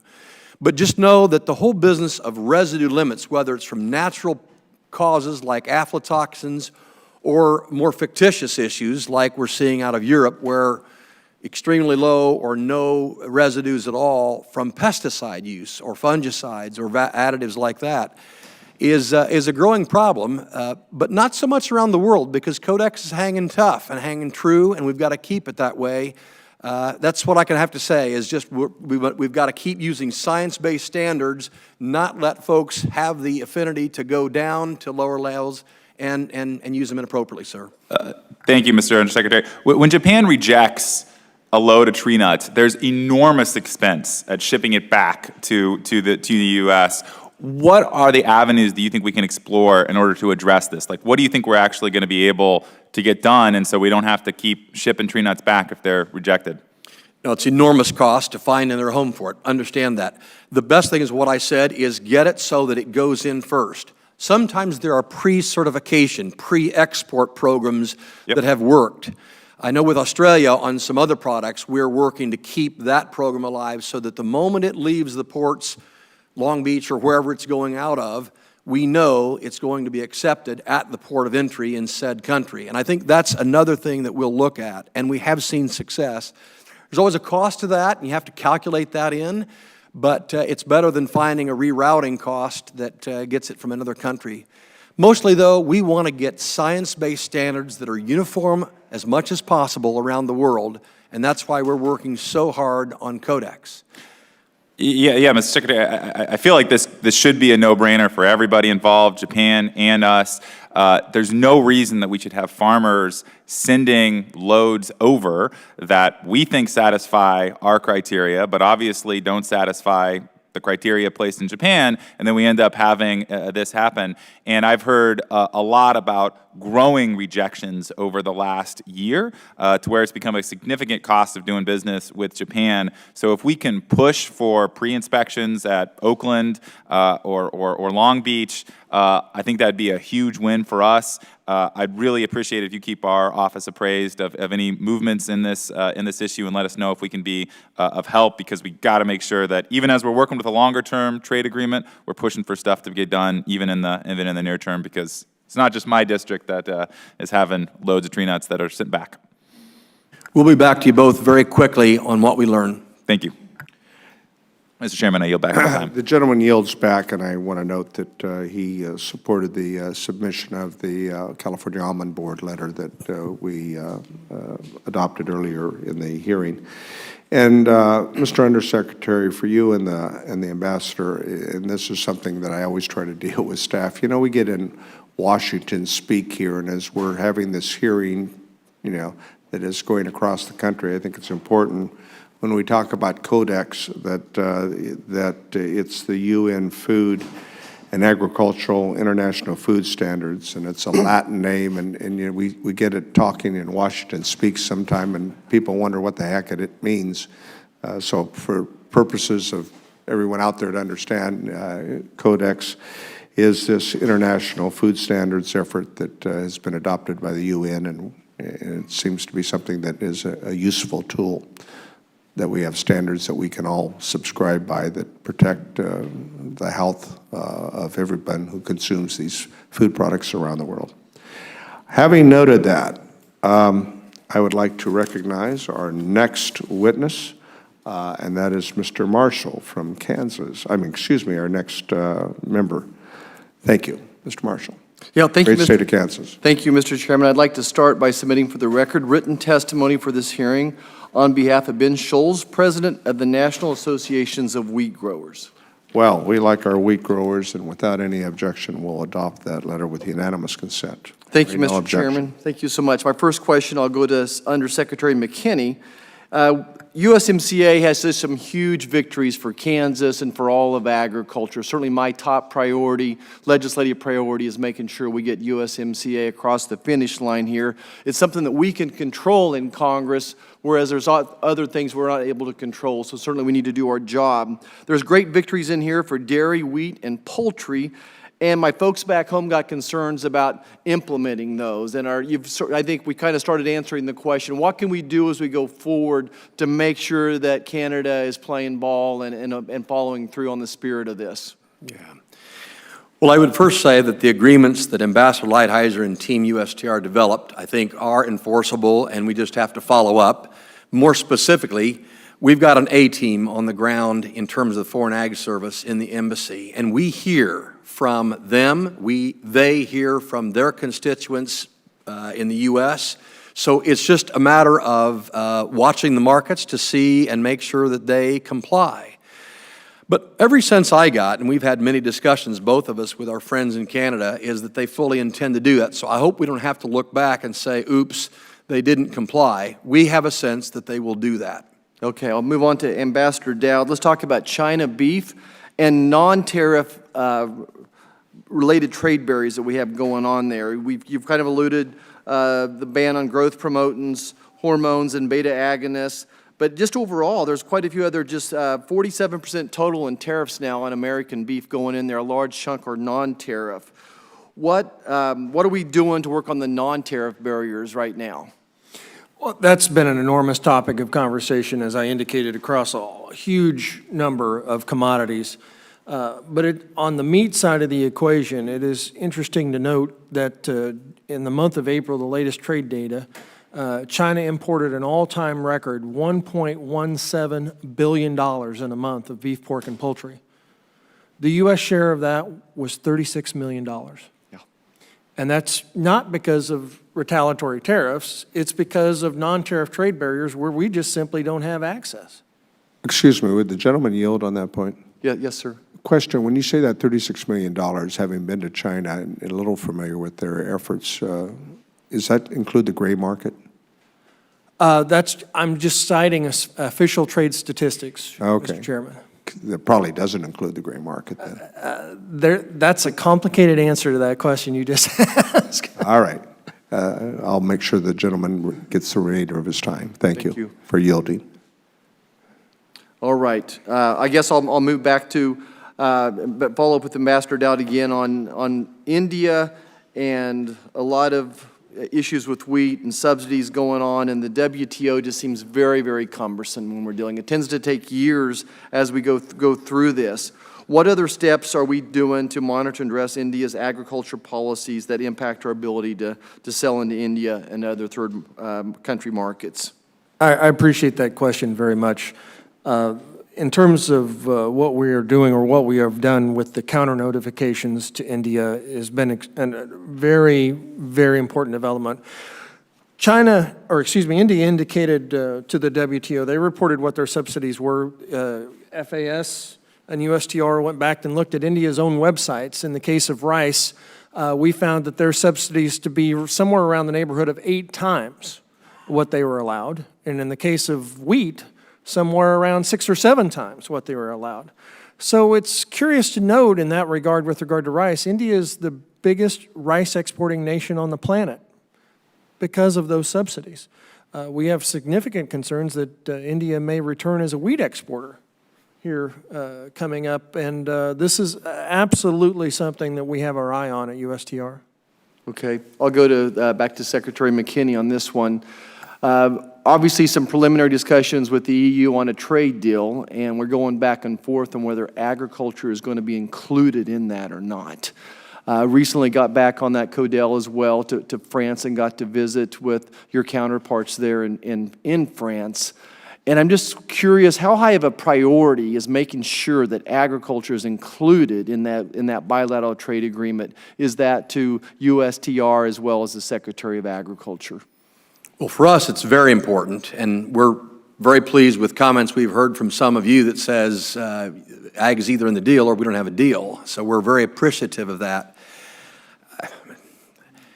It's frustrating because it takes 2 to tango, and when they just give you the old Heisman football forearm and say we're not going to deal with agriculture, it's not very rewarding. I, for one, continue to believe we must negotiate. Now, it'll be arduous. It'll be so difficult, given the differences that have grown over the years. The precautionary principle, I think, has led that. But we have so much more that binds us than separates us. I just don't understand why they're continuing to say that. I'm advocating that we engage and get on with it. Okay, last question, if I can have one more, is we've allocated some extra dollars for the agriculture trade promoting program. How will you use them? What are we going to do with it to get our markets back? If you're speaking of Mitigation 2, thank you for the extra $100 million. We didn't want to have all of our cooperators, all or nearly all, who submitted an application round one, we don't want to have them redo that. So what we're finding is ways for there to be flexibility for them to modify what they already submitted. And that's the process that's underway right now, so they can modify that, leverage better, double down. Things have changed in some countries, and thus make it so that they're telling us what they see as best use of those funds, and then they match that at some level, and off we go. So we're trying to be very hard to be flexible, sir. Thank you so much, and I yield back. Yield back. To the gentleman's question, are you suggesting that the possibility in the second round that there will be an augmentation to the market access programs? I don't know of an augmentation. We know there was the 200 in round one, the 100 in the second one. If there's additional funds under specialty crops, consider that.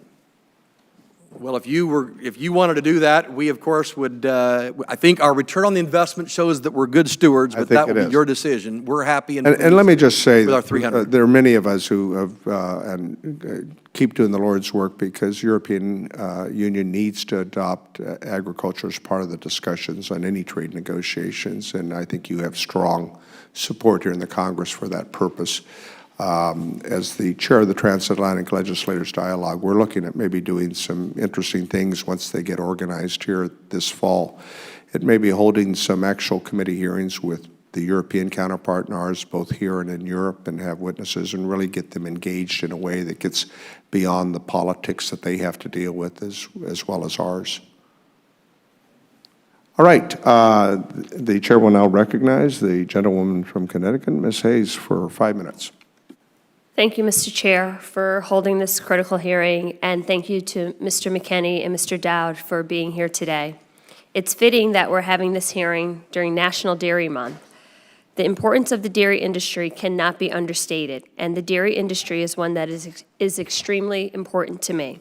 In my home state of Connecticut, the dairy industry provides nearly 3,000 jobs and has an economic impact of over $900 million.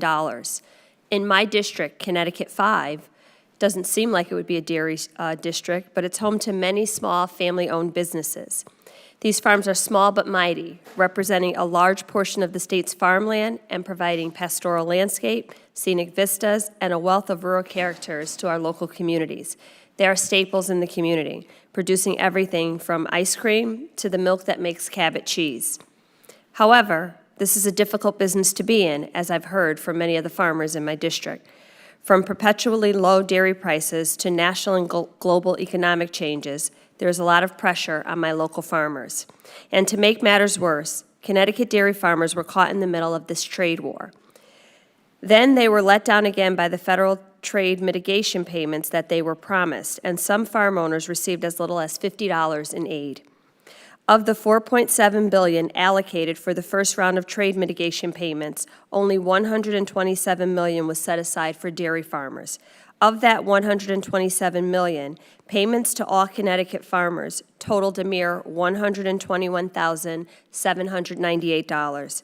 One dairy farmer in my district, who owns about 300 cows on her farm, received $3,918 in mitigation payments. That's less than 12 cents per hundredweight of milk. Even though the Canadian and Mexican tariffs are off, dairy farmers are still feeling the burden of the first 12 months of the year, and it does not seem like those damages are taken into account when mitigation payments are made. And while second and third rounds of these payments are either in progress or upcoming, they have not been timely and continue to treat dairy farmers as a low priority. This lack of aid is especially alarming in a state like Connecticut, where the cost of production is extremely high and could even exceed the price they are getting in return for their products. So given the importance of dairy both in Connecticut and across the country, the difficult situation we are in, I'd like to ask some questions on what the USDA and USTR are doing to help. And I'm glad my colleague spoke of mitigation. So my first question, I guess, is to Mr. McKinney. Businesses made strategic investments to serve specific markets with specific products. Dairy exports and businesses are not positioned to redirect products someplace else overnight. Did your mitigation estimates consider value lost by those companies that kept exporting but paid the tariffs themselves? I don't know, but I'll look into that. The question you're raising, though, and I want to get, I hope you can send me the data. I caught some of that because I want to look into that. The first round of mitigation was to be a Band-Aid, to tide over, if I can use that word. And the calculations were based on some economic modeling. So if there were some that didn't quite get that, it was largely based on the counter tariffs by China. The Mitigation 2 is under a different formula, and so we hope that that will help address, at least in part, some of the concerns that you're raising on behalf of your dairy producers. I would also add that we're getting very good feedback on the Dairy Margin Protection Program that was passed in the Farm Bill that is on its way toward implementation. At least that's what I'm hearing. And so I want to make sure that you add to that, and we would love your thoughts on that as well. Well, I appreciate your honesty on the answer. I'll make sure you get that information so I'd like to I look can into have that. an answer to I think bring back to Ambassador my Dowd has a constituents. The way I would answer your question is the best thing we can do is pass USMCA. We have $228 million in new market access into Canada for dairy. And your Connecticut producers will benefit significantly from that. And that includes, I think you mentioned ice cream. We have new U.S.-specific tariff rate quotas for all kinds of dairy products, including ice cream into that. So that's the best thing we can do for these producers is provide new marketing opportunities, and that is precisely what we've done in really an unprecedented fashion with USMCA in dairy into Canada.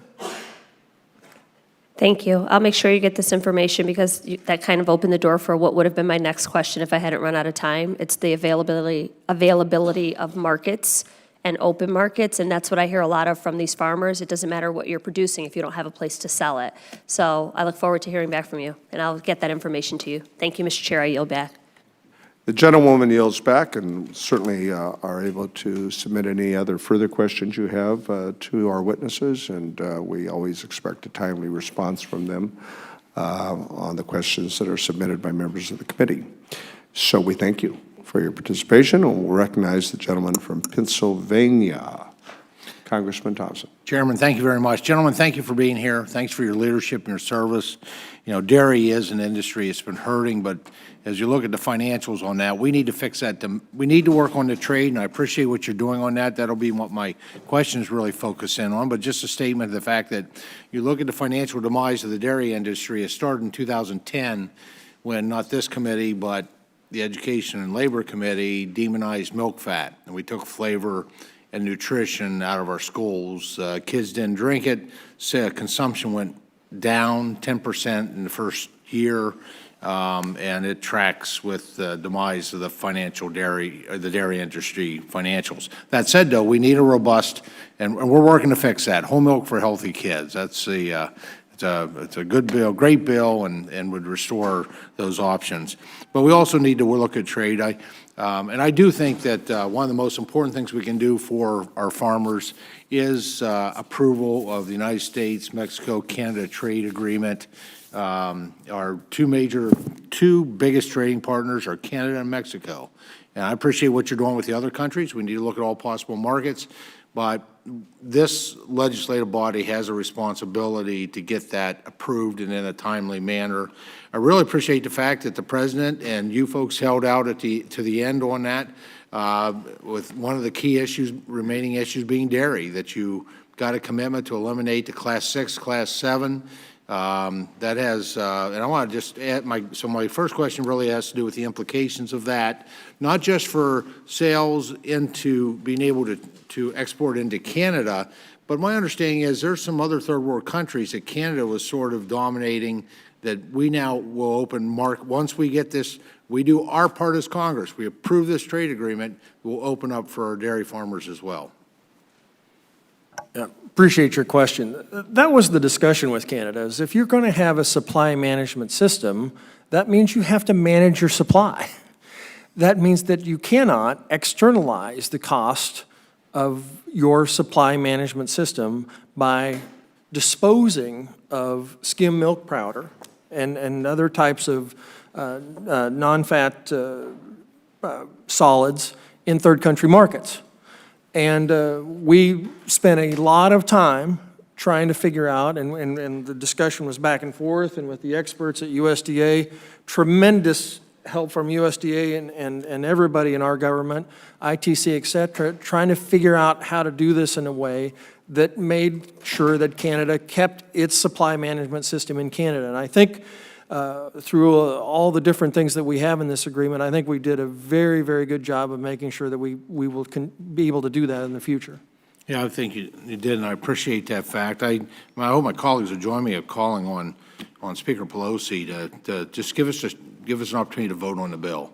I think it would pass, and I think the heavy lifting's been done, and we need the opportunity to get it ratified. My second question really is a little bit different. Different commodities. Obviously, I read a lot every day. I actually listen to kind of market analysis every day. Read that on the implications of the African swine fever virus in China, and any thoughts of opportunities or threats to hogs and soybeans, U.S. hogs and soybeans, given that? I know we got to work some trade issues out, but kind of looking at your perspective on the impact on our American soybean growers and our American hog farmers. Sure, I'll take that. Well, first, our hearts go out to our friends over there. We wouldn't wish African swine fever on anyone, notwithstanding the issues we have with China. That's just not something we would do. We're working both sides. My colleagues in the marketing and regulatory programs area, Undersecretary Ibaugh, who has APHIS under his tutelage, is looking at all the defensive measures. We've added 70-some dog sniffing teams in airports, mostly at points of entry from China and Asia Pacific, so that's underway. Canada has added 30-some or is in the process. There are discussions with all of the protein intake companies, the large ones and small ones alike, to make sure that whatever might be coming in from China is determined as safe or maybe disallowed. And so those are ongoing. And I have to say that a wonderful conference on African swine fever took place in Ottawa. That was agreed to by Secretary Perdue, then Minister Macaulay of Ag in Canada, and the Mexicans. And they brought people from all over the world. So a lot of work on the defense side. On the other side, though, we're happy to provide pork, and pork is flowing to China. And we're glad for that. We hope that we can supply as much as they need. We'll have to see, but I think China's diversifying their supplies, and so they're looking for sources from all over, partly because they have to. And I'll remind you that we believe, there's a guess that it's about a third of their pork production, the pork population is gone because of swine fever. It might be higher. Right. A third of their pork population is our entire herd in the U.S. So it indicates the size of that market, and pork is a basic tenet of their diet. So we're trying to be good stewards, provide them what they want, work with them as we can on tariffs, given this period that we're in. But so far, it's going well, and we want to be able to, as helpful as we can so that we don't see that spread, because it is spreading. And I guess we need to anticipate where those hogs will be raised to fill that void. I've heard it could be up to 60%. Perhaps by the end of the year that would die, and hopefully developing those markets for our soybean growers as well. Correct. We work very closely with USEC, the U.S. Soybean Export Council, among other protein suppliers, and we're looking. They've been going, as we have, to other new markets because there will be a bit less, not quite as much as many are saying, but there would be a bit less protein intake just because the pigs aren't there to purchase. Mr. Secretary, the chairman's been very generous with everybody's time, including your time. You're always generous here. What can I say? I try to be. So, but the time has expired from the gentleman from Pennsylvania, and I'm sure there's more places for that pork production to take place in Pennsylvania and elsewhere. So, but the chair will now recognize the gentleman from the great state of California and the beautiful Central Coast that he represents, Congressmember Panetta. Thank you, Mr. Chairman. I appreciate this opportunity to have this hearing. Gentlemen, welcome. Thank you for your time. Thank you for your preparation for being here, and of course, all your service to this country. I appreciate what you guys are doing. As many people here in this room know, and you may not know, I come from as you heard, Central Coast of California, also known as the salad bowl of the world, dealing with a lot of fresh fruits and vegetables. That's pretty much all we got. Therefore, when we deal with trade, one of the biggest issues is the sanitary, phytosanitary measures that can be imposed by some countries, sometimes indiscriminately.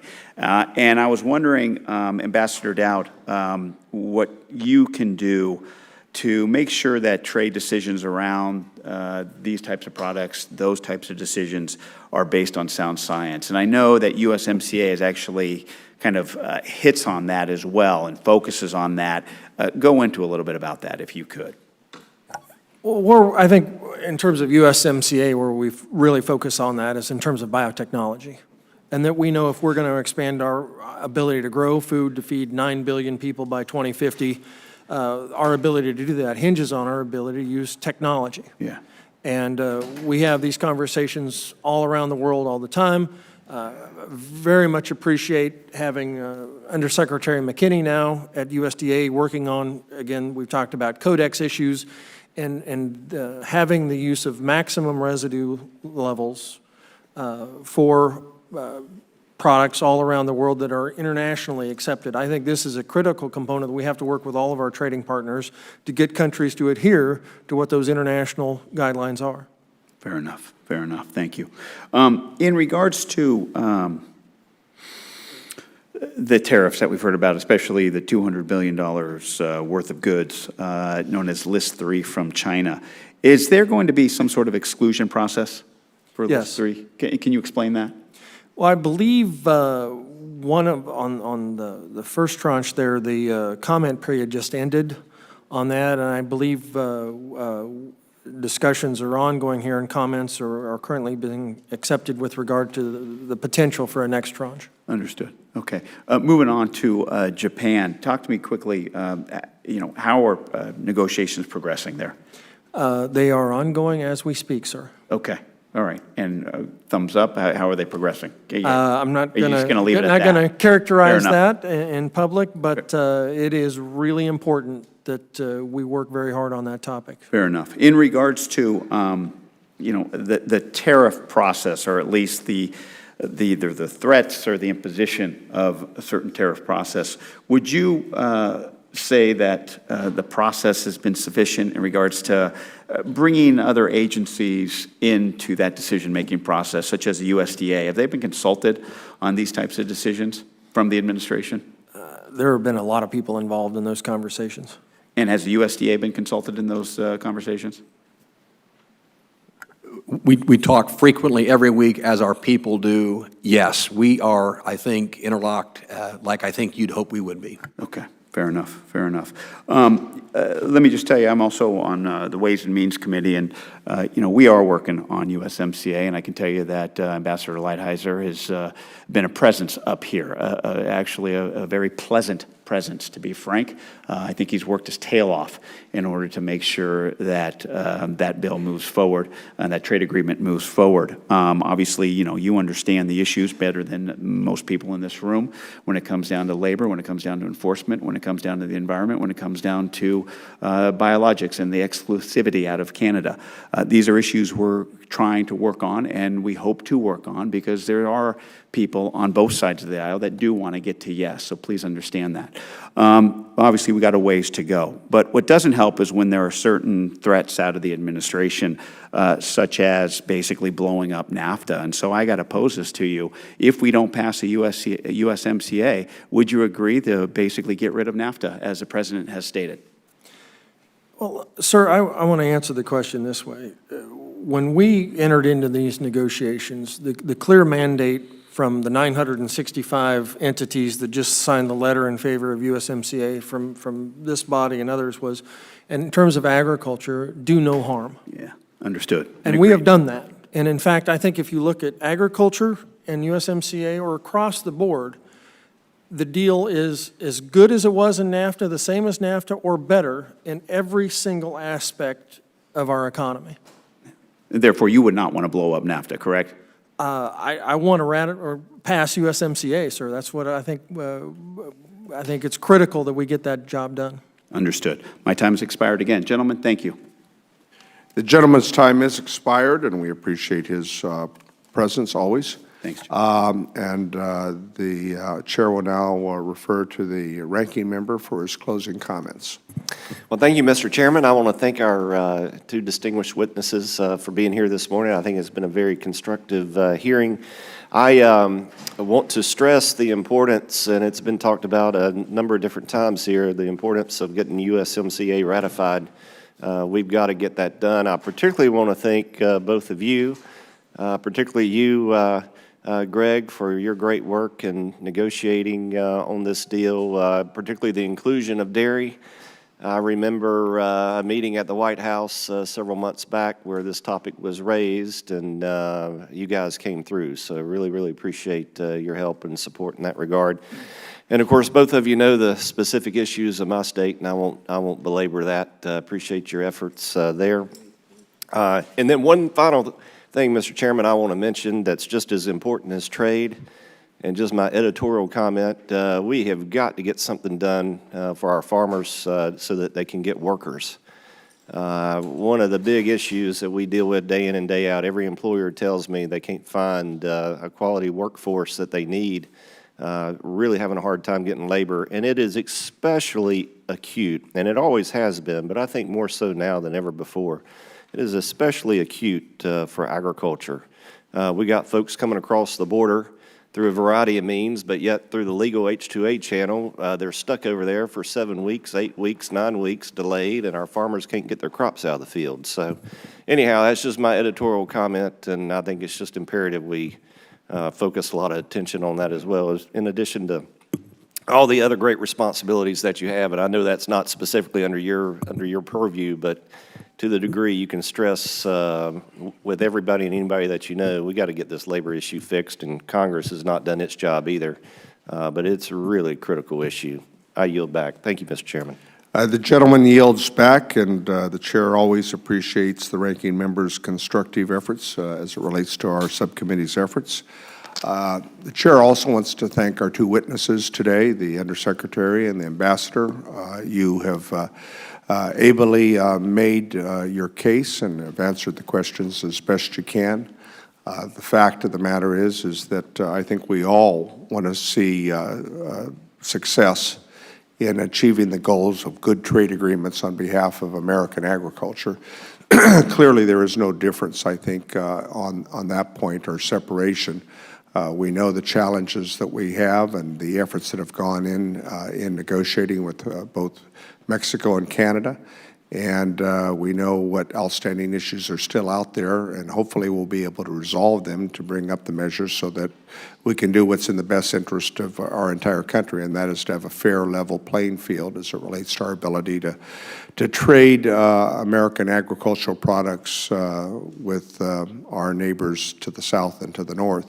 China, of course, continues to be a vexing issue, and we know that there are other issues that are more challenging than the agricultural elements that we discussed here today that are part of a larger overall agreement because China has been a bad actor and their lack of compliance with the WTO is well known. I was pleased to hear the ambassador indicate that the WTO has been a successful entity in negotiating a host of disputes that we've had over the years. I believe it is, and we need to make our nominations to continue the WTO's efforts. Let me just close by saying that our goals are the same. We have differences as it relates to how we get there in terms of our strategies. But our goals, I believe, are the same, and maintaining predictability and civility in this effort, as the two of you have demonstrated this morning, I think is the key. Because we can agree to disagree on various factors, but as long as we are predictable and civil in our case and the enthusiasm that the Undersecretary always exudes, it takes us a long way in terms of achieving those goals. So this subcommittee will continue to perform its oversight and work with all of the parties on a bipartisan effort to try to ensure that, in fact, we can be successful on behalf of American agriculture. So with that, the subcommittee is now adjourned. And under the rules of the committee, the record of today's hearing will remain open for 10 calendar days to receive any additional material and supplementary written responses from witnesses to any question posed by the member. And if I don't say those magic words, the staff really gets upset with me. So I've now covered my base, and the subcommittee is now adjourned.